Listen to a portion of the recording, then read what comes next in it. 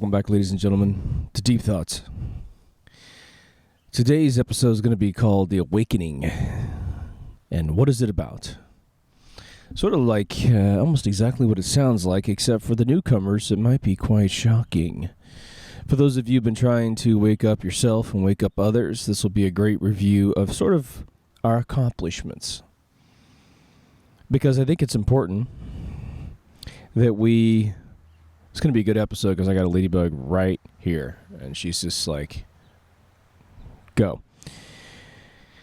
But we work every single day to wake ourselves up, to wake other people up. But I don't think we stop to take an accolade every once in a while, reward and recognize our accomplishments. And so that's what this is about. And to go over various key areas of waking up.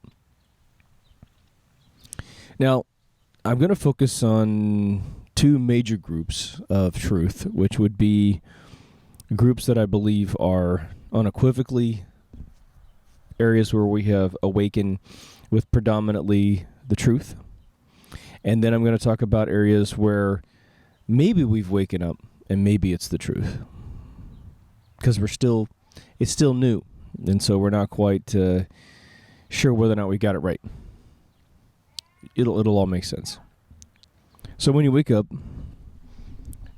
you find out very quickly that there are past things that are important. And there are present things that are important. I've always said on the show that I believe that it is the ruling class's wet dream for you to be focused on the past.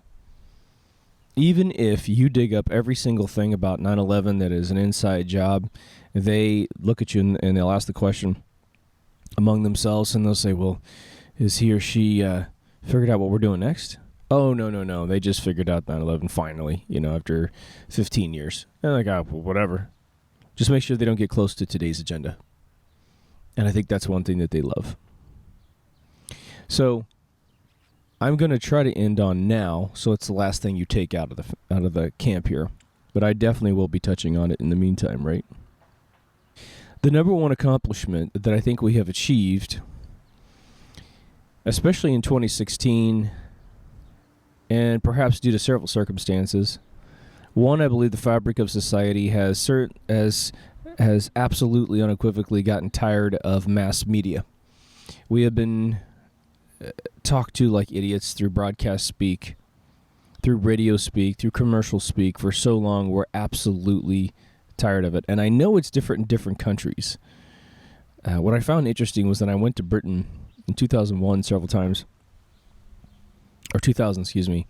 I realized that their advertising seemed to talk more normal. It seemed like to me, and it was more riveting than being talked to like an idiot over here in America. But we still have just metric tons of this shit in our country.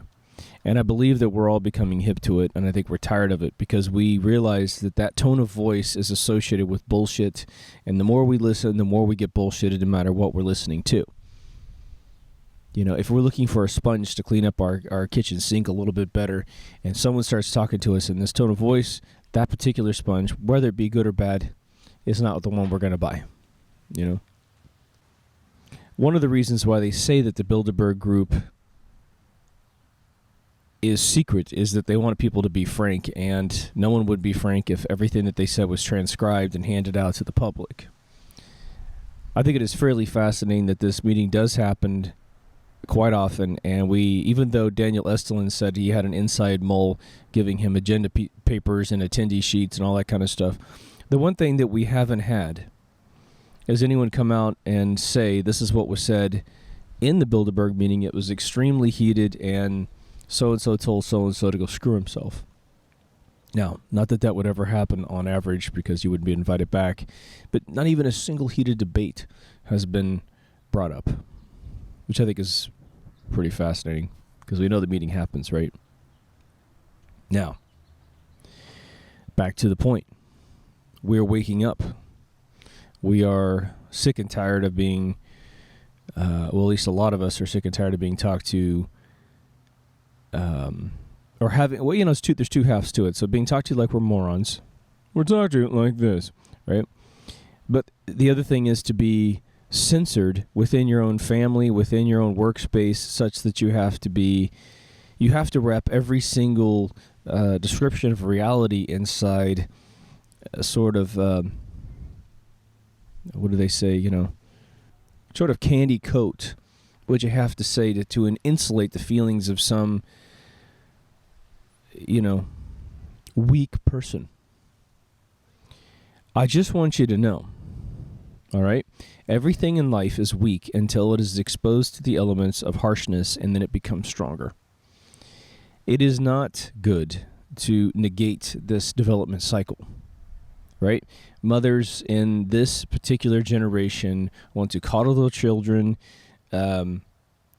until they are 30 years old, 40 years old. Live at home. My insecurities are going to be satiated by the fact that I never have to say goodbye to my children. I lure them back to the house, right?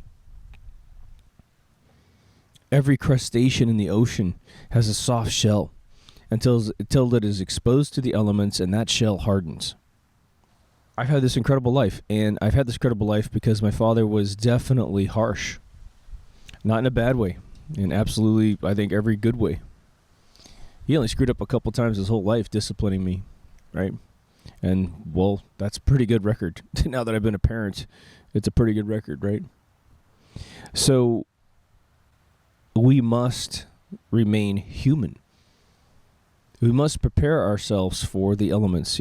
My buddy is an Italian, big, lovable guy, but one tough son of a bitch, right? He told me once that when you're a kid in Brooklyn, he comes from Red Hook, baby, which is Red Hook is an area of Brooklyn, I guess, that if you're from the other areas, they go, oh shit, you're from Red Hook? Okay. Well, you need anything? But he said they used to smack you around if you're a boy. They'd smack your head, they'd smack your body, they'd smack you around, they'd talk to you harshly. And it's not because they didn't love you, because Italians might have the biggest hearts on planet Earth.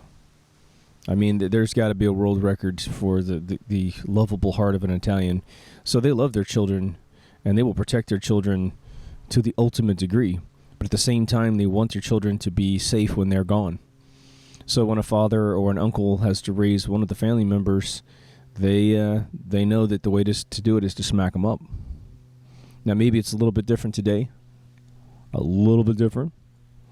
But I've met his family members, and, oh boy, you've never been more intimidated in your life, They're good, sweet people, so you get them on your side, and, geez, just be genuine, be real, be honest. That's what they are. And that's what we need to be as a group of human beings. So I think we've sort of, this is sexual DNA that needed to change in us to smell bullshit. We now can smell it. We can feel it. We can hear it. And that is probably the first level of awakening that I think has occurred that is just super exciting, because with that, it's almost like that parable of that Jesus, said that,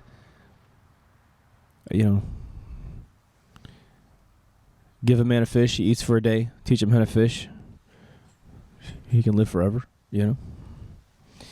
So we now have some equipment to feed ourselves truth, to decipher truth from fiction, right? And that's exciting for me. Because then it's sort of like, giving a kid a bunch of research, or so I would say a bunch of scientific knowledge, and then kind of sending them off into the universe. And then that when they come back to visit, they're going to have discovered something, and you're going to be entertained. And so part of that awakening algorithm is all about that, right? Now, at the same time, we have learned to live with if you're a truther, we've learned to live with ridicule. And at first, it was very disorienting, and the Army Corps of PsyOps that work for the United States government, who are paid billions and billions of dollars per year to troll us, right? They are out there to curb our ability to wake up, to keep us asleep through, software robots that go out and just sniff posts and put in random replies to human beings that actually get out there and start engaging in really negative conversations. I think we're doing pretty good. I think we're doing pretty good at either just turning off their feed and just saying, look, you have nothing to say, or ignoring them. But I think that we've learned how to go to bed at night without tears in our eyes, you know. And I think that's amazing too. I've had, probably literally only like half a dozen people try to troll this channel. One was a well-intending old guy that simply didn't understand the etiquette of YouTube, and he posted probably 30 replies on the moon video, and it really broke my heart. But I was like, no one can see anyone else's replies at this point because this guy has eaten up 15 pages of comments. 3 pages of comments if you keep scrolling down and having to refresh, right? So I tried to reply to him. He kept just watching the video. It's a 2-hour video about the moon missions. And so every single time he found something, he put in a blurb, and, the dude was wrong about so much it wasn't even funny. He didn't do his own research, but he's yelling at me to do my research. It just came to a point where it was like, there's no value in this. And so I just blocked him. I just got rid of all of his comments. Now I kind of wish I would have gone back and written a bunch of them down, but replying to stupidity is a waste of my time, right? It's hellish windy out here. Hopefully the mic is not picking it up. But, I don't want to get off on any personal tangent in the real world. But I think overall, we have, we know the people will come out with their barrage of just kind of like mouth diarrhea if they happen to read something that they don't believe. And in my own circles, it's very interesting when I have, like I said, I have a person of mine who is, a friend of mine, who is awakened. He will detail 9/11 on a level that will blow your mind. He was friends with the architect who designed the building, a Japanese gentleman whose name escapes me. He went and researched down to like Sandy Hook being an inside job. And he's seen all the videos of the complete fraud of that whole thing. If you haven't, you must. But when I bring him the moon, when I bring him, just contemplating the idea of a flat earth, which of course everyone, again, goes into like throw up mode if you don't believe that, or if you're unable to keep your mind open. He won't study the facts. He won't refute the science. He just knee-jerks from a position of, oh, how ridiculous. I don't know what people felt like when they saw that Stonehenge was fully reconstructed from scratch in 1954. After a 1914 retrofit and a 1901 retrofit in its previous location, every single stone was picked up from a different location and brought to the location that it is at now. It didn't exist there. Where it is today, it did not exist at all in any form in 1953. It has been completely reconstructed under the historical recreation of a few historians, right? People who worship druids, right? I saw a very interesting thing, and prepare to roll your eyes. Okay. Eric Dubé, or Dublé, I can't, I think it's Dubey, Dubé. Very interesting guy. He's one of the huge flat earthers. I believe he lives overseas in Asia, and he's sort of like this martial arts master, yoga master kind of guy. Very subdued person. Very eccentric guy, which I think is cool. He released a video that a friend of mine sent to me yesterday night about the fact that dinosaurs are a complete fictional construction of paleontologists and archaeologists and people interested in sort of evolution and Darwinism. And I haven't fact-checked everything he said in this video, but if he did, if what he has said is true, it's fascinating. And I sent it to Kyle, my co-host, who's a big dinosaur aficionado, and even he was like, oh, that doesn't make sense. That's really weird. And essentially it was the following, that a scientist, and whose name escapes me at the time, at this moment, had theorized that they exist. And within a few years, they found this whole species of different animals that was theorized to exist as a result of the theory of evolution, right? So automatically they start finding these creatures. What was interesting about the claim was that not a single society prior to the 1800s had found a dinosaur bone. Like, no one had found a skull somewhere, and, as like a tribe, they take skulls of bears, skulls of humans, and they say this is either one that we killed or one that we defeated, and they put them up, and it's a relic. And so it wasn't until they were theorized that they were found. And the other thing was that they covered the fact that the methodology by which you could fake the bones, and I guess what you can do is melt bone down from any animal on planet Earth. You can literally just heat it up and it loses its cohesion, turns into a goo, and then you can put a glue in there, obviously very carefully, and you can mold the glue, this bone goop, into anything that you want, using other animals as a guide, and then you can just improvise horns and big teeth and stuff. But he talked about how the original bones are never on display. The original bones are always locked in these vaults, that everything you've ever seen in every single museum are fabricated bones, and every single dinosaur that appears complete in its archaeological existence barely had 20% of its bones discovered. So they keep improvising all these bones. Many of the dinosaurs in all the museums around the world, which is like 60 museums around the world, they didn't find the skull, but every single one of them has an artificial skull. Usually mocked after a lizard, a dragon lizard, even chickens. Just whatever looks like it'll pass is what they've done. Now, I haven't done any research on that whatsoever. Someone had commented, so the reason why I mentioned this is two reasons. Someone did comment, just as a footnote, that they said that there was a place on Earth where they'd found cave paintings, and it appeared as if they had illustrated something on the dinosaur level. That would be news to me. But this half-hour video, I have not seen. I mean, he's done a bunch of flat Earth stuff, so in terms of pissing off people that don't like to be told that they've been had, even if he's incorrect, usually he has, 60% positive, 40% negative. But I will tell you that last night, on the subject of being trolled, I went through this, and I'm telling you, he had 98% videos on this thing, comments on this thing, are people just calling him names from every single possible conceivable angle. And Eric is, for being sort of a Buddhist, he's very Christian, and his whole thing is to resurrect the significance of the Bible, God and Jesus and all that stuff, through suggesting the world's flat, and then there's a firmament overhead, which is what the Bible says, and the fact that the Bible never discussed dinosaurs, and that the world is roughly 4,500 to 6,000 years old. So,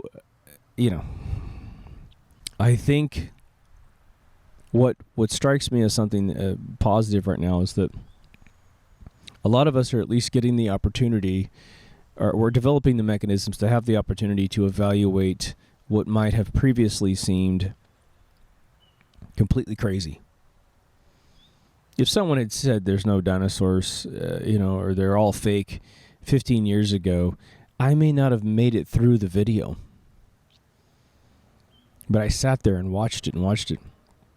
The whole flat Earth thing. It has got to be the most Twilight Zone thing I've ever heard asserted, and to watch people like Neil deGrasse Tyson lie on television about the Earth being an oblate sphere. Okay. An oblate sphere with a larger bottom than a top. Like a pear. I can't believe that I watched Neil deGrasse Tyson on a radio show say this with his own mouth, with his hands in the air to demonstrate the shape he was discussing. Any of you that would like to flick off this video right now because you think that flat Earth is the stupidest goddamn thing you've ever heard, Neil deGrasse Tyson telling you that the Earth is an oblate sphere, which means sort of a bulgy center with a larger bottom. you are screwed. If you want to prove that assertion wrong through science, you have just lost that race. Among the other, 200 reasons why, science doesn't back the globe Earth. I don't know what the hell's up, what's going on personally. Maybe it's a computer simulation. It's just who gives a shit what shape it is. But I'm telling you right now, two things. NASA's pictures from space and every other space agency's claimed composite photographs of Earth make Earth so freaking round. It's ridiculous. My physics teacher was told when, he was an old man professor to me, he said to me, he goes, you could take the Earth and dry it up with a towel, and he goes, it would be smoother than the cue ball on a pool table. That's how absolutely perfectly smooth Earth is and how round it is. Didn't say anything about an oblate sphere. Neil deGrasse Tyson just asserted on national television, you can just go watch this online, that space has an up and a down. That just like Hillary Clinton's horrible, horrible body, the Earth got saggy, got some saddlebags down below because it rested as it rotated. This makes absolutely no sense whatsoever, right? But we are capable of processing this information, and that's cool. Now, does the flat Earth, even if we got above the Earth and saw the disk and took a picture, does that directly influence anyone in the world? No, because there's a group of people that simply won't process that information, even if you brought it to them. You could put them in your spaceship, take them into the sky, and show that to them, and they just turn away. I mean, they literally just turn their heads and go, "Why are you doing this to me?" Right? You'd be the asshole for showing them the truth. But the nice thing is, a lot of this resistance is now calming down. So let's move on. Thanks for listening to that first part. Chemtrails. Today in the sky of Southern California, it is full of chemtrails. They've lightly sprayed them, so they don't have a heavy regiment, but it is also windy as hell, and they typically don't spray on windy days because they can't control the descent. So they have sprayed the entire sky with them. It's not, it's probably 20% packed, but it's also been blown in such a way that it's no longer holding into its straight lines. But think about it. Vin Diesel just came out on his personal Facebook page and called out chemtrails. A major international movie star. And what's funny is once Vin Diesel comes out and grabs his balls and says this is bullshit, every other pandering star that's trying to keep their job by playing it safe looks like an asshole. And everyone who comes after Vin Diesel also looks weak. Hell, Jesse Ventura tried to write chemtrails a blank check. So before you think that guy's on your side, he is trying to keep the chemtrail agenda completely cleansed in the eyes of the people. I go to various venues regularly here in Orange County, little, from just various restaurants and locations, and I hear people all getting sick, and they're just utterly mystified. They'll say, look, I didn't used to get sick, and now I get sick, and it's an upper respiratory problem, and da-da-da. And then what happens in the room is absolutely beautiful, because there's at least one person that goes, well, it's the chemtrails, man. And, of course, there's always the baby boomer, what's a chemtrail? And they get educated. And their mind's blown. Everyone's phones come out. Once one person's got the balls to say the chemtrails, there's three other people that jump on board, and they got them in their phones. They're like, well, these things, man. What 30 years ago, planes used to leave trails? No. Where the hell have you been? Look up. Look up, because they now leave trails, right? People are waking up to chemtrails hardcore. It's beautiful. There's another one. Genetically modified food. Fast food. Processed sugars. We are waking up. Aspartame. The amount of people that post, I have probably about 500 friends on Facebook, and it is phenomenal the amount of people that are posting constantly about GMOs being banned in Europe. Of course, America, we're just still, I think, a little on the idiot curve. But that stuff's going to infect us over here, too. GMOs are nothing more than a little company in Missouri that should be burned to the fucking ground. I swear to God, if I lived in Missouri, I would do whatever I could just to sabotage that joint physically. They are utter and pure concentrated evil. I guess the CEO for a time was a guy named Robert Llewellyn, which is not the Robert Llewellyn I know, but he had armed guards every time he traveled because everybody wanted to kill the guy. He's just a dude. You know, the corporations thing that probably needs to fall to the ground. But we're waking up. And yeah, there's a bunch of conspiracies that this whole thing, drives up food prices, and so as everyone transitions and wakes up and they get out of GMOs and they buy organic food, they're paying a lot of money for the organic, which is really more of a rumor than anything else, right? Vaccinations, which slowly grew over time before we had the internet to help us get informed about it. I even worked in pharmaceuticals when they started to really surface the preventive vaccinations, like chicken pox and that kind of stuff. And even though traitors like Jerry Brown, the governor of California, bending over forwards for the pharmaceutical companies, making sure that every parent has to lose the rights to their own child's sovereign body, they have to vaccinate their kids. And there used to be a form. I don't even know if you could do it anymore, but every 2 years you could sign a form and get your kid out of it. But the one thing is that everyone's waking up. Now, one of the interesting things is as the wake up occurs, there is sort of a sputtering of people willing to come out. Robert De Niro, I guess, there's a vaccination film that's been made, an anti-vaccination film that's been made, and Robert De Niro was trying to get everyone to go see it, and then somehow he pussies out and pulls out of saying anything negative about about vaccinations and promoting this film. And I don't know what the real truth is in that situation, but if that has any truth, how disappointing is that? A guy is worth gazillions of dollars in terms of being an actor. He's probably got, I would imagine that dude's got $100 million in the bank. And I mean that sincerely, knowing people that believe that other people are very rich, and they're not. I think that guy's done enough films at $5 to $10 million a pop that he should have that kind of money put away. But he's his own man. And someone called him and got him to pull out to make sure that his image didn't get associated with anti-vaccination programs. All I can say is, what is wrong with the baby boomer generation? When you get to become... there's two things you can do when you get older. And I know both sides. You can get old and say, well, I just want to die full of shit.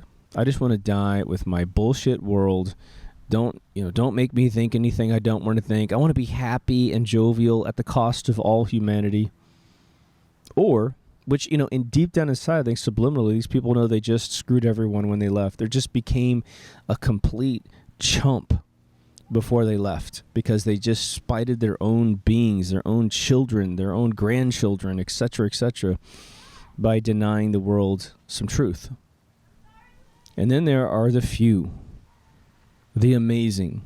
Usually they're Gandhis, and towards the end of their life, they're like, I've got nothing to lose, and I'm going to live for the truth. And regardless if you think I am a jerk or a saint, I'm going to speak the truth because I have nothing to lose. I've lived my entire life. I've got Social Security to pay my check, pay my bills, And they go out like heroes. And that's how I think probably most of you devout watchers of this show, regardless if this channel just disappears tomorrow, you're going to go out like that. You're going to go out a hero. And it doesn't matter if you die tomorrow or if you die 100 years from now, you're going to go out heroes. And that's what we need to do. This needs to be sort of a methodology that as we can bullshit ourselves when we're young, but as we get older, we need to really be the voice of dissent. The voice for truth with the capital T. We need to remain awake, and more awake as time passes, and not become more indoctrinated, right? So let's talk about the past real quick. We are becoming hip to the past. I talked about dinosaurs and that kind of stuff. That's really past. But we talk about on this show that NASA and JPL are pretty much done. Their credibility is utterly done. And this new SpaceX animation headquarters is, they're not getting off the ground. They have produced the most unbelievable, silly, complete lines of bullshit on the YouTube, and it's amazing these people that post this into their Facebook walls. Them retro landing a rocket on a barge in the ocean. I mean, if you haven't seen shitty computer generated graphics, you just go watch that. I mean, it defies all logic of how they would have faked this. The animators and the physicists don't talk to each other. Let's just put it that way. It's like literally someone subbed this out to some group and said, it'd be like, okay, well, what are you guys doing? What do I have to do? Well, here's the rocket model. This thing needs to land backwards on this barge in the middle of the ocean. And, we've shot a plate of the ocean. We've shot this barge in the ocean. That's live action. So you're going to run it on top of this live action footage of this barge, so that doesn't have to be rendered. And all you got to do is bring the rocket backwards on it. Oh, okay. Yeah, sure. A little bit of fire at the bottom. Yeah. A little bit of, okay. Right, no problem. Never talking to physicists about what is actually possible, right? So these space organizations have lost almost all credibility with most of us. Lying about the moon missions, lying about rovers on Mars, lying about ever landing on any other planet, lying about reconnaissance satellite, whatever, I'm not completely convinced there's not some sort of satellite technology up above. A lot of you don't believe in satellites. I have a family member that works on satellite map technology.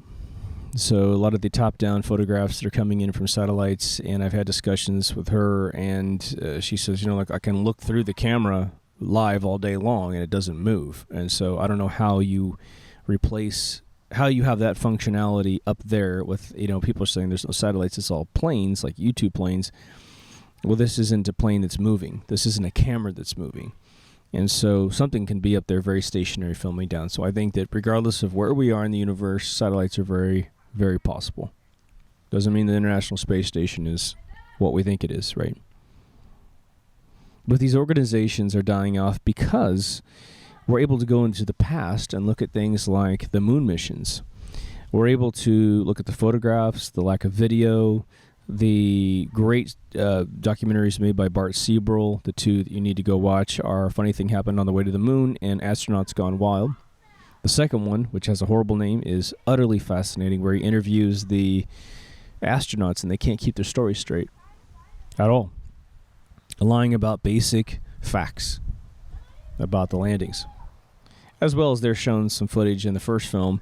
Funny Thing Happened on the Way to the Moon, where Buzz Aldrin nearly shits himself and nearly admits they didn't go on camera, but he was smart enough to hold back just that phrase, right? But we also are able to trace back the history of those who formed NASA, of those that were silenced who questioned Gus Grissom and his crew, were murdered on the tarmac of the Apollo 1 pre-flight rehearsal by a switch that was replaced in the dashboard to create a spark in a pure oxygenated environment. He was cooked alive with his two teammates.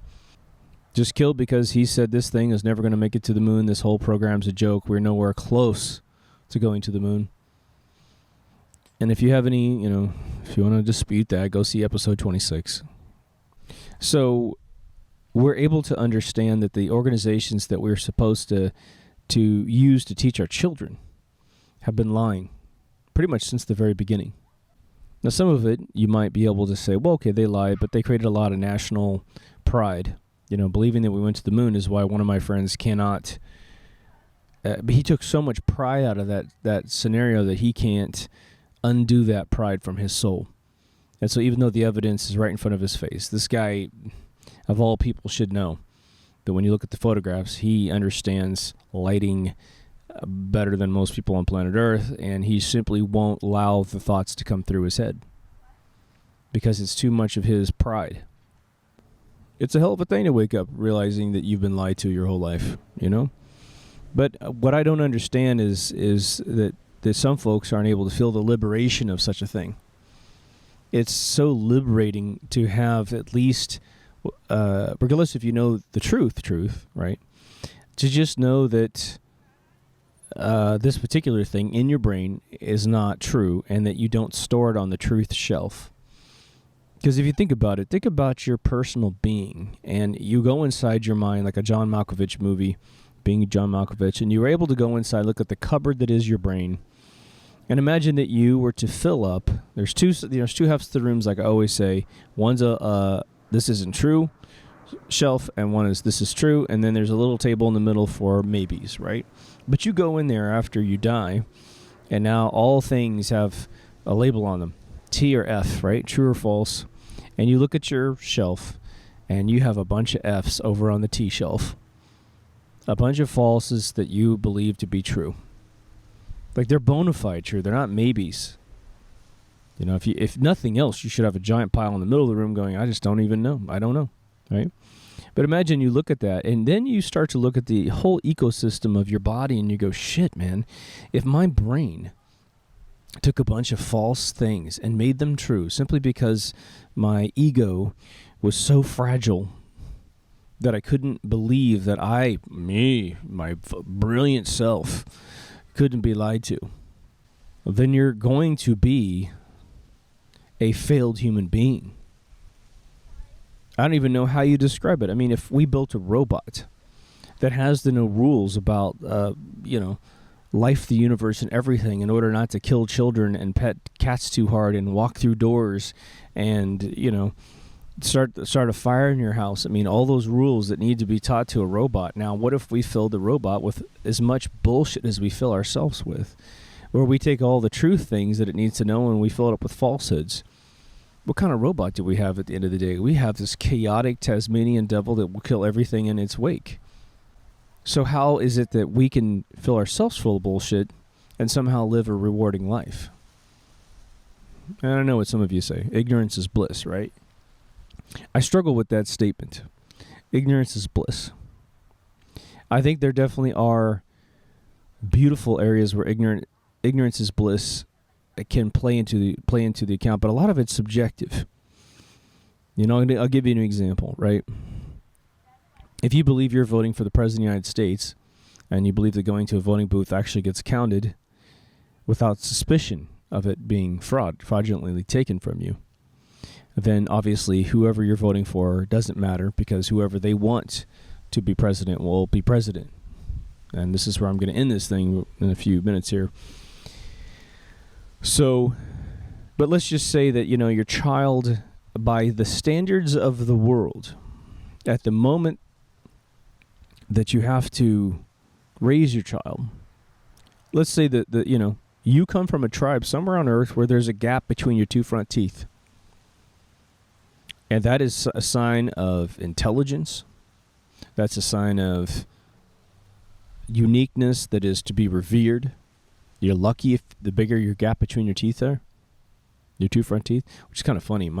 The gap between my two front teeth when I was a kid, you could fit a nickel between my two front teeth when I was a kid. Now you couldn't fit a sheet of paper. Flossing's hard, right? So, your child has this physical attribute. But at this particular day and age, let's just say wherever the hell you are in the world, that is frowned upon. And so you have to tell your child that they're beautiful. And in your eyes, they are. And as long as your kid doesn't get ridiculed for that gap in their teeth, right? They live a beautiful life. But the second some kid is an asshole, the second that a child who hates him or herself talks to your child and tries to bring them down to their level, right?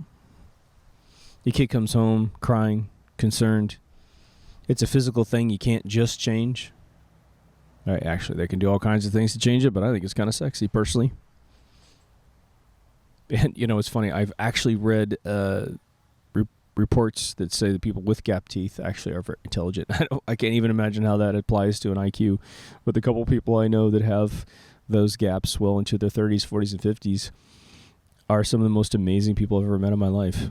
Crazy talented musicians.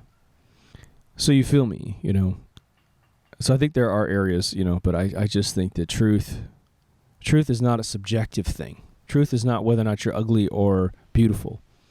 That's all in the eyes of the beholder, right? And screw anybody who puts somebody down, out of sheer, insecurity. But the awakening that we're experiencing, I believe, is approaching, if it has, I'm not quite sure it is on all fronts. Let's just put it this way. I'm not quite sure it has crossed the 50% mark of awakening, but I will tell you this. If there was a hill of truth, and you look up the hill and you see that snowball coming down, gaining mass as it grabs onto the surface of the snow in front of it, and it just keeps getting bigger and bigger and bigger, right? And if any of you have built a snowman, isn't it phenomenal how big a snowball gets so quickly, right? You make a kind of a softball size piece of snow and you put it in the ground and it's nice and sticky, and man, you roll that thing and within 20 feet you have a ball of snow that is so massive you can't push it anymore. That's how incredibly powerful an exponential algorithm is, and that's what we're in right now. We're in an awakening of exponential growth. So I'm going to tell you right now, the velocity of that snowball rolling downhill, and the reason why they say rolling downhill is that it's an unstoppable algorithm. The gravity of the object itself is perpetuating and propelling this thing down the hill, and it's not going to stop. And so I think that we are on the cusp of the 50% mark of the world waking up to everything that we talk about. And I think that the establishment is struggling to subdivide us even further, which may be where things like Flat Earth come from.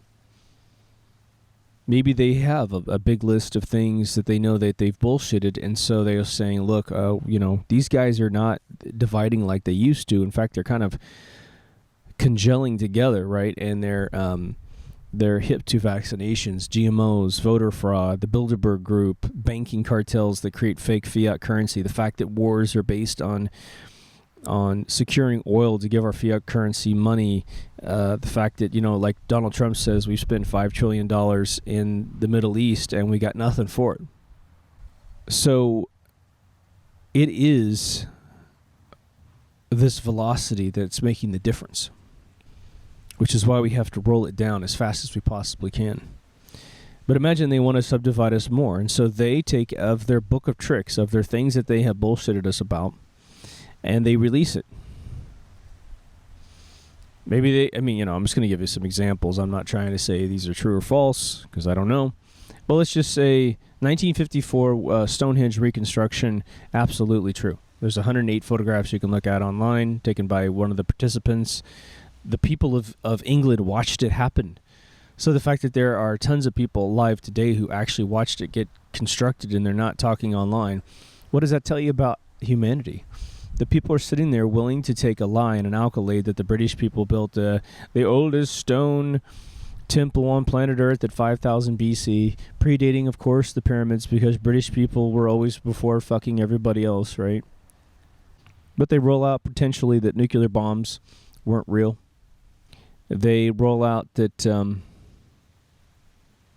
dinosaurs have been constructed from nothing. There's even theories that the pyramids were built in the 1800s. Haha. There's pyramids all over the world that are massive, big as mountains, right? China won't dig theirs up. Egypt won't touch 150 of theirs. The pyramids of the Aztecs down south, there's pyramids that are as big as mountains. They may not be as decorative as the temples that we have uncovered down there, but there are pyramids all over this place. Maybe the world is on a flat disk and this is some massive simulation, and the reason why assholes run the world is because it's part of the caretakers trying to strong-arm us from discovering where we are for the greater good of the disk, Because we're supposed to, when you study sociology, you'll learn that when society knows it's being observed, it behaves differently than when it's just acting on its own. Same with psychology. And so it might be that a lot of this deception, in order to make us believe we're on a ball Earth, is all about just simply keeping the sterile, non-biased nature of the Petri dish from being disturbed. And again, for those of you all get all bent out of shape about it being a flat Earth, I don't get it. Where's the butt hurt that it's a flat Earth? Who gives a shit?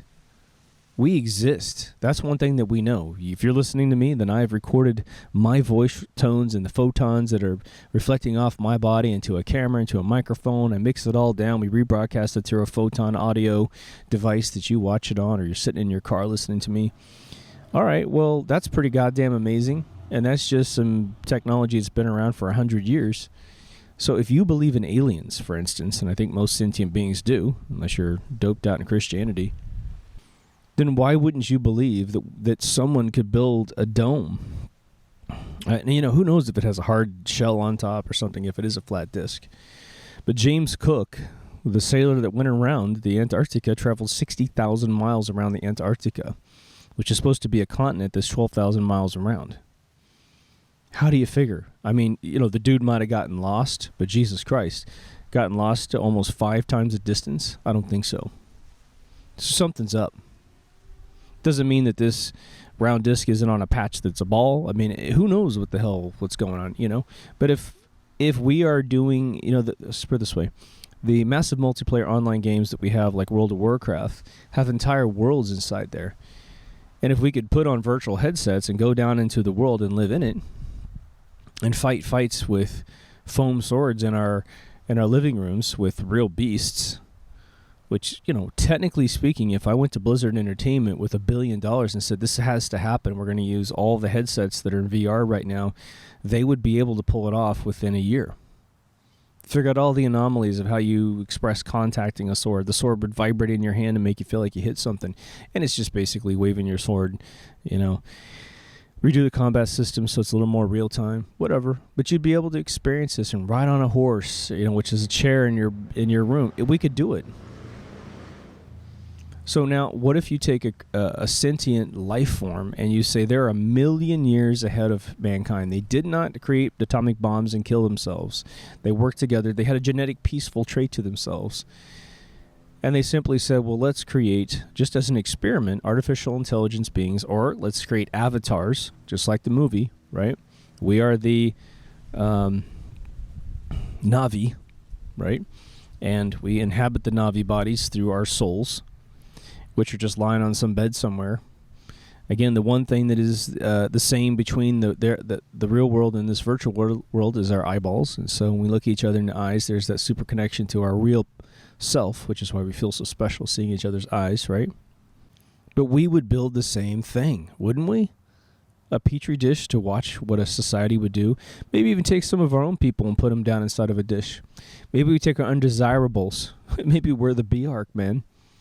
Which is what Douglas Adams suggested in his book. Maybe we are the B-Ark. Maybe it's just a big clue as to who we are. And wait, we're safe. We're all right. Sure, bad things can happen, but Christ almighty, you wouldn't want a world where it's all euphoric like all these atheists demand. You'd be the Q Continuum guy, right?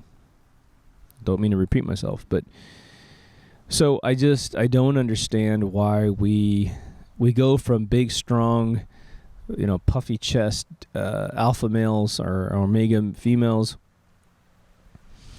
and we turn into these, Tourette syndrome trolls on forums and things like, comment sections on YouTube and etc. I don't get it. Relax. Go take a poop. Get the tension out. What's funny about these people, too, is that, and I'm talking about, I guess, the other 50% / 49% and below that aren't awake, because we're in the other half, right? When you go to a movie and you see Matrix, or you see Pacific Rim, or you see Star Wars 57, you are going in there. These people, I should say, because we already know what we do, but these people go in there and they're looking for a suspension of disbelief to the degree that the writers, directors, production designers, DPs, and all the special effects and actors can portray this reality that absolutely doesn't exist. These people lactate. They are so turned on by it. It's amazing. And they'll jump back on the forums and, oh my gosh, Star Wars Awakening is the best movie I've ever seen in my life. Ba, ba, ba. Okay, so all of a sudden, fiction and bullshit is completely awesome and great. So why, even if they see something that they don't believe, they have to all of a sudden flip polarity and become the most evil version of themselves they possibly can. Because if they're not an Army Corps of PsyOps person, right, or an automated software robot, if they're not one of those folks, then they're probably a decent human being sitting in some home somewhere, some living room somewhere, some cafe somewhere with their little typewriter connected to their tablet, and they take the darkest version of themselves, the fraidy cat subconsciousness that can't accept the fact that when they go in the pantry of their mind, they've put all that false shit on the true shelves. And, when you walk in your house, like if you were to come home from a vacation and you left your house immaculate and you come home and either the person that you've given your keys to or some random person has come into your house and turned it upside down. They haven't stolen anything. They just turned it upside down. All that labor that you invested in your house to put things in the right places, it's all screwed up. Well, you're going to be pissed off.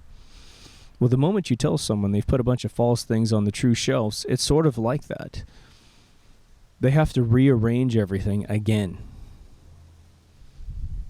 And, I don't know. I guess if you set yourself up to be closed-minded, then the problem is I guess it's like walking into your house and everything's on the ceiling. And someone comes in and goes, this is supposed to be on the other side of the room, right? The floor here is where everything's supposed to be. I mean, you could do what you want, but that's just how the rest of people on the block are doing it. When they come over, they're going to think you're weird. And you don't want that, do you? I think people are waking up. There's a lot of ways to view every second of your life. I'm probably more obsessed with the quality of every second of my life than most people. I would not say most of you, because I think you're probably close to me as well. You want every second to count to the best of your ability. And this does not mean you don't sit down and watch a stupid television show or do something that is just for your relaxation, because that's of paramount importance too. But I believe that if there's going to be a frequency of anything that I put through my system, regardless if it is for entertainment or for education, for productivity or relaxation, I want it to exude and contain as much truth as possible, because I think it's like this. Here's a weird analogy for you. You are, say, a gigantic slab of clay. I was going to say marble, but marble is unforgiving. Once you take away a piece of marble, you can't really put it back on without a lot of effort. And I think we're more like clay, because I think we can change. We can go back to who we were. We can change to something brand new. But let's just say that you have this big giant, humanoid level block of clay, and you can turn it into whatever you want. And you've been working on yourself for a very long time, right? And you can take, your hand, this organic, beautiful thing that, in my opinion, the human hand has got to be one of the most gorgeous inventions on planet Earth. And I know you can put a lot of jokes in there, but our creators are incredibly brilliant. And you could say, well, you got choices here. You can use your hand to form the clay with a few utensils to get the details into eyelashes and wrinkles and faces and that kind of stuff. Or you can use these giant egg beaters over here, these bristle brushes that spin on drill bits, and you can try to carve this thing up. And immediately you're like, well, I want something to be organic and beautiful and beautiful. And I don't know how I can make it all beautiful if it's all jagged and crazy. So I'm going to choose my hand with these little, tiny little beautiful chisel tools to get the sharp shapes, sharp corners in there, and you're good. Now, what the hell am I talking about? What I'm talking about is the fact that if you surround yourself with truth, I think you get the beauty of who you are. You get this organic congruent with the universe, which again, the universe can't live in a lie, because then it wouldn't exist, right? The physics of the universe, that I shouldn't say physics because there's a lot of bullshit in physics, but the mathematics, the electromagnetism, the ether theories of the universe, they are perfect and they are bug-free. Maybe CERN can play with the code a little bit and get us to have some Mandela effects, right? But when you start using chaotic tools to design yourself, which I think would be the agitated lie, you're going to be unstable, flawed. It'd be like building a house out of graham crackers and trying to move a whole family full of 400-pound people in there. It ain't going to work. It's not going to be as beautiful as the universe itself. And if we want the universe to commune with us and us to commune with it, we have to be like the universe, which I believe is complete and pure honesty and truth. The universe feeds me every single day. I'm getting oxygen right now like crazy. I'm getting sunlight right now. The sunlight is penetrating my skull, stimulating my pituitary gland, giving me vitamin D right now. I'm breathing in, unfortunately, particulates from chemtrails, but the most of what I'm breathing in is pure oxygen. Without it, I die. It's got a warm atmosphere, so I'm not freezing to death, nor am I boiling. If I wanted to plant crops back here behind me, it would grow. And that's the truth of the universe. That is the bug-free code that is running around us constantly. So, just like the movie Tron, when humans go down inside the computer, they're called users, and they meet programs. We're programs inside this giant petri dish of whatever. And we have choices as to what code we try to run through us. You know? The awakening is well on its way to hitting the 50% mark. And I'd like to say that the awakening is at a point where we're about to see some serious changes. Now, I go to locations all over Orange County, and I sit down with people like my smoke lounge and stuff, and people ask me across the room, is the economy going to crash? Now, again, I don't have any cell phone numbers of the Rothschilds, right? In 2008, when the crash happened, it utterly decimated my clients. Like I told you guys before, I used to get phone calls in December of 2008.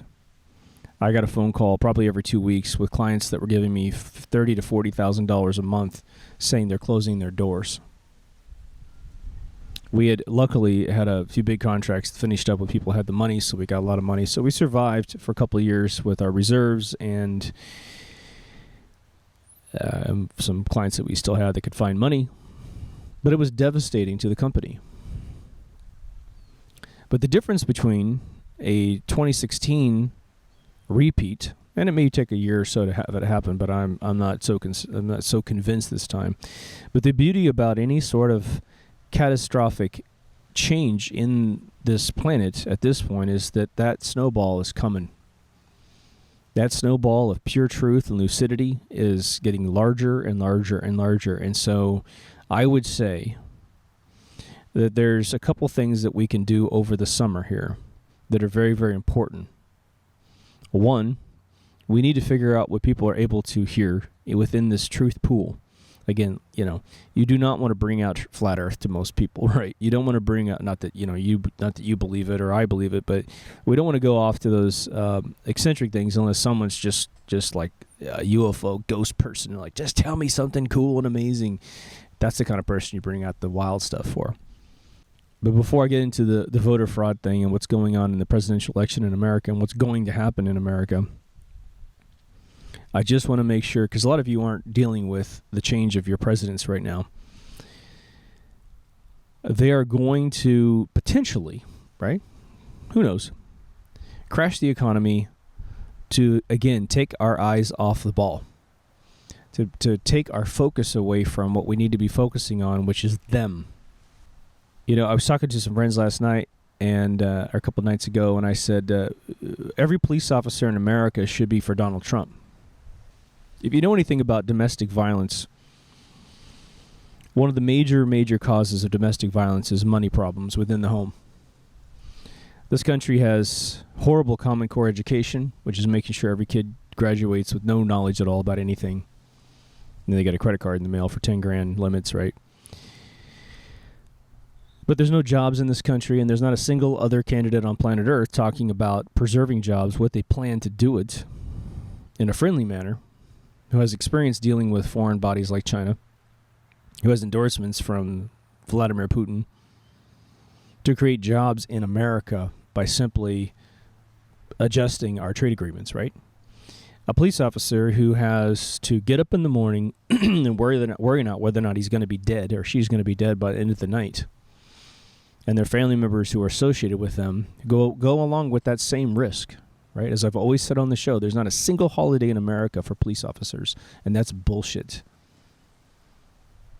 You know, we have Memorial Day and 4th of July for soldiers here in America, and so they go to war, they do an amazing thing, and they come home, and the war is over. But a police officer's war starts every single day they go to work. And I don't give a shit if you're behind a desk doing 9/11 dispatch or you're out on the street risking your life. But as soon as a police officer's called for a domestic violence call, there might be an excited bit of adrenaline if they're a young cop. But when they go to that door, they know they could take a bullet through the head. They could get stabbed. They could have to kill someone. And it's often due to money issues within the home. Even if it's a drug-related domestic violence call, someone usually uses drugs to sort of take the pain and the edge away from having failed in life because there are no jobs, and the education was so bad they can't find any job. Even though there might be jobs available, they can't figure out how to do it, and no one's there to help. There's no system by which they can engage, right? So paying for all this stuff and giving it away for free doesn't fix a damn thing. Socialism, again, is the founding initial step of all tyrannical leaders in world history. One of my friends said a really funny thing. He goes, China and Russia are going to capitalism to make themselves the most powerful countries on planet Earth. And here we are contemplating going into socialism, the thing that brought them to a third world status, right? And believe me, Russia has absolutely been in third world status. I think they're not in it now, but I think in the 80s and 90s, early 90s and mid 90s, they had totally devolved to third world status, regardless if their banking rating was high. I think, they lost 60 million people out of their population from the 80s to the 90s due to communist socialism. But a financial collapse is something that is not, what they do is they incubate up organic algorithms to make sure the historians can report something that technically speaking on paper, if you're willing to look the other way, makes sense. But every financial collapse is completely orchestrated, right? America is not cash rich right now at all, right? So the idea that we're going to go to some socialistic platform to pay for everything is fucking laughable. You're $20 trillion in debt, and the way to fix the problem is to go, what, another $20 trillion in debt? As far as Hillary's concerned, well, let's just look at her record. When she got a bunch of people killed in Benghazi, what did she say? What difference does it make? Well, we watched Obama pass a bunch of dictatorship laws, and everyone said, oh, he's going to be a dictator, he's going to be a new Hitler. No, he's not going to be the guy. The next person's going to be the guy, and it's going to be Hillary. So you're snatched in the middle of the night and you're assassinated, like I said in previous episodes, and she's just going to say, what difference does it make? She doesn't care. Fucks given, 0. Right? So there's a vote coming up November of this year. We've already seen voter fraud on a massive, confirmed, videotaped scale. Absolutely videotaped. Bernie Sanders has absolutely kicked Hillary Clinton's ass in this election. But he has lost. He is he's a numeric impossibility at this point to win the DNC primary. He can't win it. And no one supports Hillary, but she's got the majority. People who've audited the voting machines in the Democratic caucuses have revealed unequivocal voter fraud. When reported to the people that are supposed to protect the voting machines, we have treasonistic people on video, people who should be behind bars for the rest of their life and their surnames destroyed in their local area, that are free today, who have covered up this voter fraud. And we have these asshole comedians that go online and make these shows trying to expose it but laughing about it, getting the audience to laugh about voter fraud as if, oh, well, as long as we can just laugh about it, it's okay. Well, you know what? A couple of hundred years ago, if this kind of thing happened, maybe 250 years ago, around the Revolution time, if anybody was caught throwing a vote, a single vote, and they could prove it, your life expectancy was in dire jeopardy of ending very quickly. And today, we pay people to laugh about it, or to make us laugh about it. The November 2016 election, if Trump is not assassinated, is going to be the largest voter fraud situation you've ever seen in American history. It will be, as well, easy to find the voter fraud. And this is a big deal. It is more important than crashing the economy. But the economy crashing could be the second blow. Let's just say that we rise up as people and we audit the machines and we make sure that whoever gets voted into office gets there. And we have to be big enough to realize that if we do audit the machines and Bernie Sanders wins or someone like Hillary wins, which won't happen, that we allow them in. But I think that the unification of all races in America is utterly phenomenal. If you're a legal citizen in America, or even an illegal citizen who's squatting here, the numbers are in. This guy, Donald Trump, is about to win. And I know if you're not for him, you hate this show all of a sudden, right? But those are the facts, right? Again, if you need to have a job to pay your bills, then you need a guy like Donald Trump to come in, because we've turned America into a corporation. America is not a socialistic, communistic country yet. And so what Bernie wants to do isn't going to work because there's no infrastructure to turn us into a third world country. He'll take us there if he gets in, for sure. Hillary, well, everything that you hate about the world right now, even if you're in Europe, if you hate Americans and the way we behave, well, Hillary is absolutely going to make sure that you hate us extra lots, right? If Hillary gets into office, what's interesting is if you were to look at the timeline in the Book of Life, and she is able to throw the vote with the Bilderberg group that does this, and all these soccer moms who turn into these shills for the voting fraud system, because they literally have been convinced that lying to get their candidate in is okay. I have never heard a single Trump supporter say that we just got to take this vote no matter what. I've never heard a single person say that. But Hillary supporters are the people that can look at her saying, what difference does it make? And they don't feel the slightest moral ping in their body. They've committed a sin against their fellow man, right? They are delusionally self-loathing, right? But if you need an income, you need this guy. The Book of Life, if Hillary Clinton gets in, is going to have a bunch of red ink. The second that her vote goes in, there's going to be red ink all over the future of America. And, if you take the whole population, 350 million people, and Hillary Clinton goes into office, she's going to keep these wars going. She's going to expand the wars. She's going to try to be as manly as she possibly can by being the exaggerated female impression of a man, because that's the kind of person she is. You just look at her. I don't think there's a lot of females on planet Earth like her. I think she's a very unique, completely psychotic woman.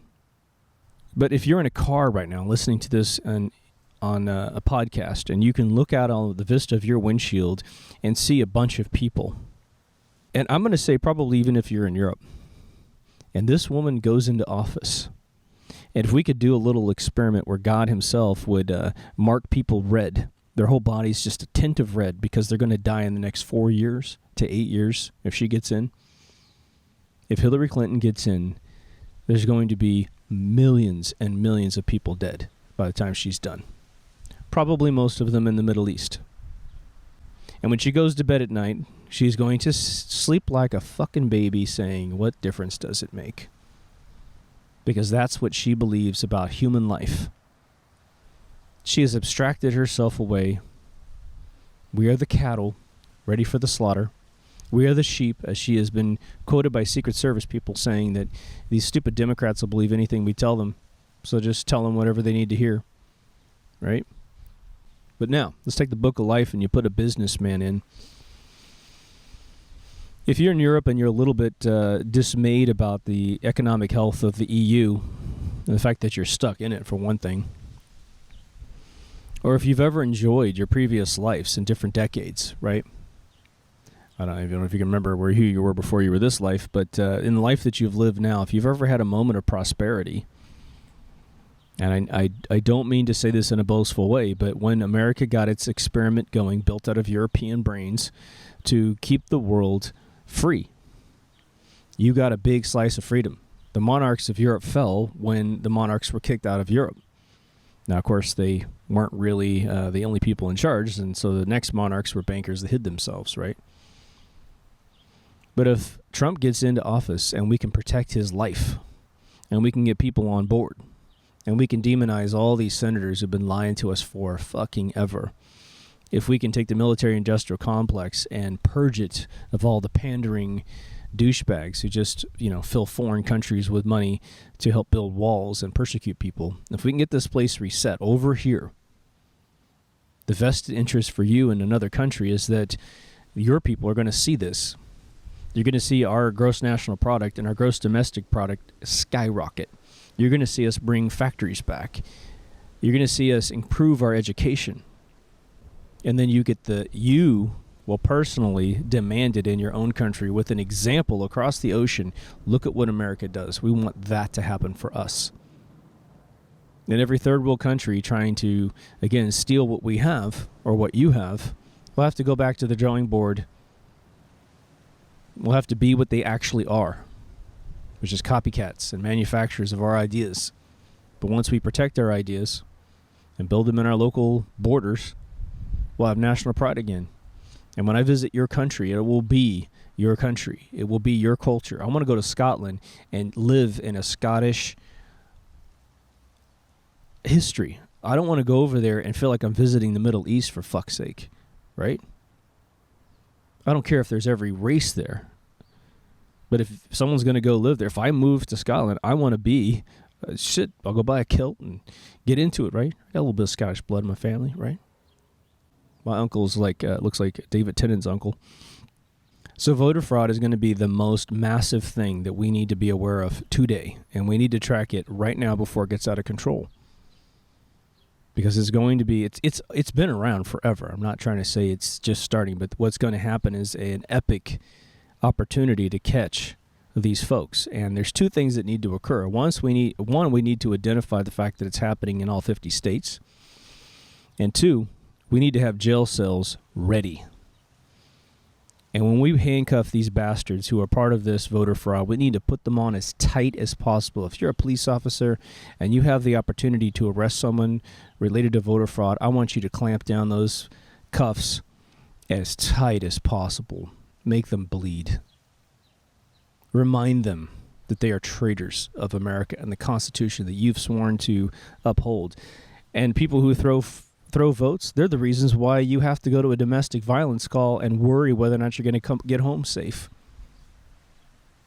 That shit needs to end. There's always going to be domestic violence calls, yes. There's always going to be criminals. There's going to be people that, regardless of their educational abilities and the available jobs, they don't want to work. They want to steal it all. I get it. If we do fix Common Core, it's not going to re-educate those who are already out of the K-12 system. So we're going to have people that are going to need to be trained. But most people who aren't good academically are really good with their hands. It's just a beautiful marriage between the two. You're either one or the other. But we can employ either side. But we don't have factories. We can't get people who are good with their hands to do anything. And I have to say, as much as they've tried to in the mass media convince us that, blacks and Mexicans hate Donald Trump, it's bullshit. They're hip, man. They're hip to this whole game. And we are one American race. This country was built out of the labor force of damn near every single culture on earth. So we're, in America, we're in a very unique position to be able to bring in other cultures and use them. Now, we weren't built out of Arab blood much. And no offense to anyone who's listening who's of Arab descent, but, our railroads and a lot of our culture is built out of the Asians. We had blacks and whites building this place up like crazy. Unfortunately, the blacks were held in slavery for several hundred years. That's horrible. Our Mexican brothers and sisters down south, they've got Club Med land down there, and they're trying to move to America. How bizarre is that? But the ones that have actually come over here and set up shop want to protect what they have. And we want to regulate the amount of people that can simply come into a finite space. We cannot take it all. But we shouldn't have to, and they shouldn't have to come out of it. They shouldn't have to leave their sovereign countries. I've said several times on the show. China should have a world that is wonderful, and they should want to live in their native land. Mexico should have a wonderful, vibrant land that's not run by 39 drug cartel families. And this is the first step, right? Getting a businessman to run a corporation called the United States of America Corporation. But instead of running in the name of the cartel banks that create these fiat currencies and all the wars to support it, we simply create great things. Exciting new products. Inventions that solve energy problems and health problems, medical problems and farming problems, and then pass it out around the world, right? I think you feel me. If we happen to unify underneath a single person, if we can successfully do the unthinkable, which is stop their voter fraud machine, which will be in high gear, as I've just said, they will do what they can to pop the derivative bubble, which is quadrillions of dollars worth of global debt. At that point, we simply need to say, we do not acknowledge your debt. The $20 trillion of debt that America has, and I don't know what it is now, probably $50 trillion of all the combined EU states, we just need to say, fuck off. Go away. All that debt's just in your ledgers in some goddamn computer. Oh, and by the way, if you're related to that fake debt, if you're a banker family or a banker head, we're going to do it like Iceland. You're all going to jail. If nothing else, we're just going to kick you out of the United States of America. And any bank associated with the Federal Reserve, private for-profit bank, you're gone. You're gone. This is part of the big snowball truth. The outer veneer, the outer layer on this snowball of truth that's coming down the hill that's most important is not the past, it's the present. And fiat currencies related to war, related to oil, are the outermost important concepts. Right? And the mechanism by which this ball stays together, the G-force and gravity that holds it together, is the right to have your vote counted. I have no doubt, like I said before, that Scotland voted itself out of being controlled by Britain. No doubt. But it was thrown. So economic collapse would only be mandatory if the wrong guy gets in office that doesn't endorse their fiat systems. Now, the Wall Street Journal, like I've said several times, has been saying that they're going to crash it even if Hillary gets in office because there's simply a cycle of prosperity that must end within 8 years. That's their cycle. Well, 2008, they crunched us down at the end of the year and destroyed the prosperity of several of us, right? I had a multi-million-dollar gaming company. It simply couldn't survive the crash of 2008. Now, we existed for another 4 years, easy. But eventually it just sort of petered off. And there were some industry changes, so it's not all of that. But right now, you have $5 billion game companies that can't take the Star Wars franchise and make a single dime of profit from it. Some of it's because of shitty game design. But part of it's just, we don't have the education to make great entertainment experiences anymore. But even if it does happen, the right guy gets in office, but they pull every shenanigan in the book to put us upside down. This time around, let's be calm. Let's be calm. It's almost like that old war movie scene where you have a bunch of guys in the trenches and they're ready for the invading force, where we're all in a big line, like Rome, the show Rome, on HBO back a long time ago, and we're all in a big line and we're waiting for that marching force to come at us, right? For that running, screaming horde of people coming at us, which in this case would be the bankers and the delusional. And the army that loses right away is the one that stands there in complete terror. And the one that wins starts to look at the vulnerability of their armor. The fact that their stuff's not made of iron, that their knees are open, that their faces are open, we got helmets on, that they're carrying sticks with rocks tied to the end, and we have swords, and we have longbows, and we keep calm. And we know that we have phases, so how we, the front line, engages for 60 seconds, and then there's a whistle blown, and the front line replaces it, moves back to the back of the line, and the next line hits because they're all ready and rested up and ready to go. And as they are rested and ready to go, they're also analyzing all the vulnerabilities and watching what swings actually worked for the row in front of them. And we keep calm. That has to be us as we awake. Again, as I've always said, the greatest film you can show your children is Pixar's Bug's Life. It's sort of antiquated looking now, but it teaches your children the grasshoppers are outnumbered by the ants.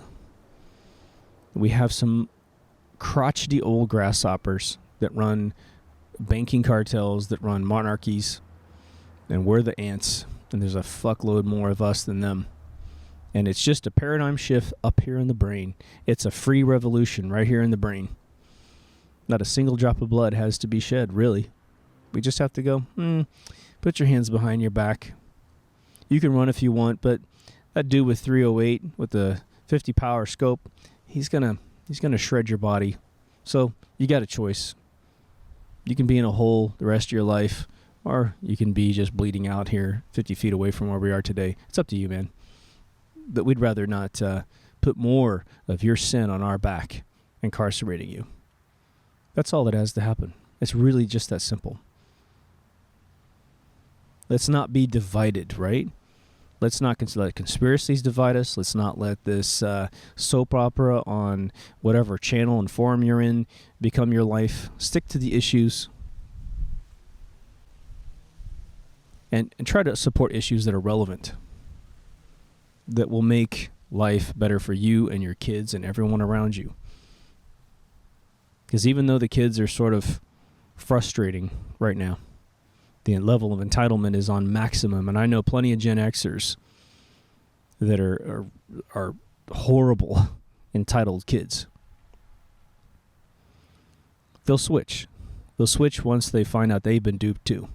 Once they awake.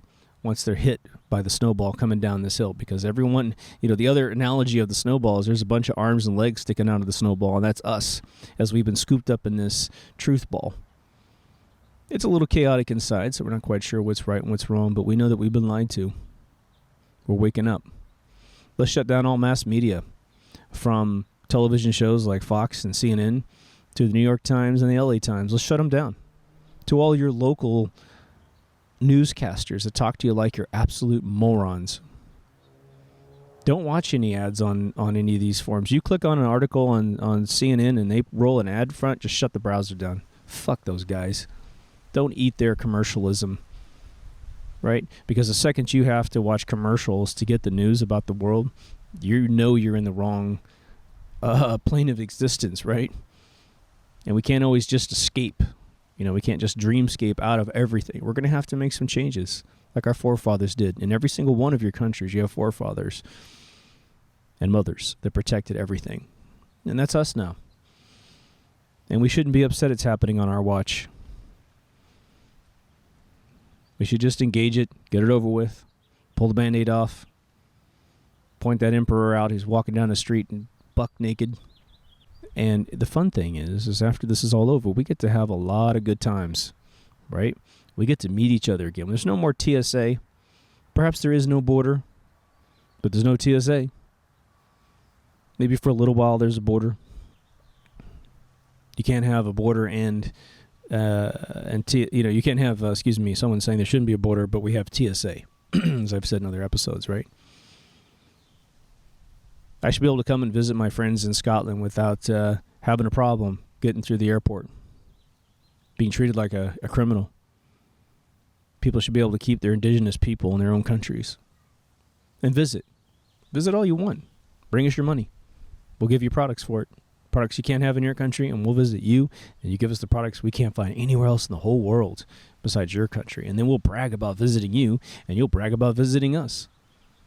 And we'll make friends, and you can come to our house and stay in our guest bedrooms and say, dude, I got my Arab friends there. It's cool, man. They're teaching me my Arabic. They're only staying for a week. I wish they could stay for a month.